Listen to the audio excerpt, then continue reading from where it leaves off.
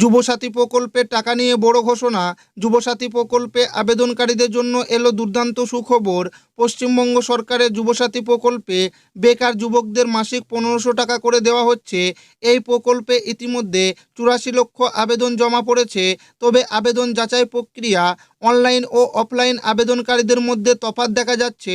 ইতিমধ্যে যুবসাথী প্রকল্পে যারা অনলাইনে আবেদন করেছিলেন তাদের টাকা ঢুকতে শুরু করেছে এবং অধিকাংশ আবেদনকারীদের ব্যাংক অ্যাকাউন্টে টাকা ঢুকে গিয়েছে। কিন্তু যারা অফলাইনের মাধ্যমে আবেদনপত্র জমা করেছেন তাদের ব্যাংক অ্যাকাউন্টে টাকা এখনও পর্যন্ত জমা হয়নি। তাহলে তাদের ব্যাংক অ্যাকাউন্টে এই মার্চ মাসের কত তারিখের মধ্যে ঢুকবে সেটাই কিন্তু আজকের এই ভিডিওর মাধ্যমে আপনাদেরকে জানাবো এবং আপনাদেরকে প্রমাণ সমেত দেখাবো। তাই ভিডিওটি শেষ পর্যন্ত দেখবেন এবং আপনি কোন জেলা থেকে দেখছেন অবশ্যই কমেন্টে লিখে জানাবেন। এখনও আসেনি যুবসাথী প্রকল্পের টাকা, কারা আগে পাচ্ছেন টাকা জেনে নিন বিস্তারিত। পশ্চিমবঙ্গ সরকারের যুবসাথী প্রকল্পে বেকার যুবকদের মাসিক 1500 টাকা করে দেওয়া হচ্ছে। এই প্রকল্পে 84 লক্ষ আবেদন জমা পড়েছে।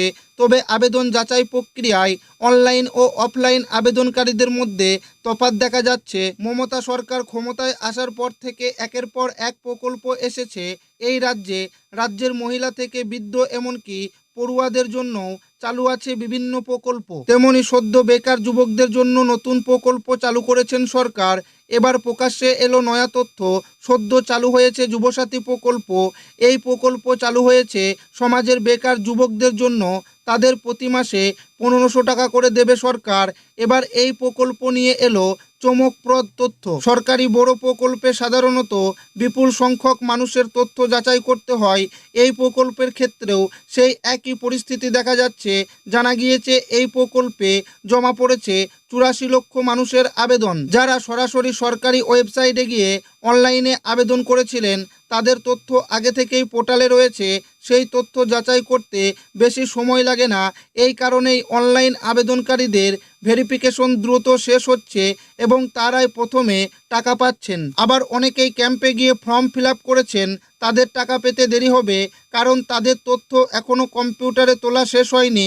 তাই তাদের টাকা আসতে দেরি হতে পারে। তবে দেরি হলেও চিন্তা নেই, আপনি যোগ্য হলে অবশ্যই মিলবে টাকা।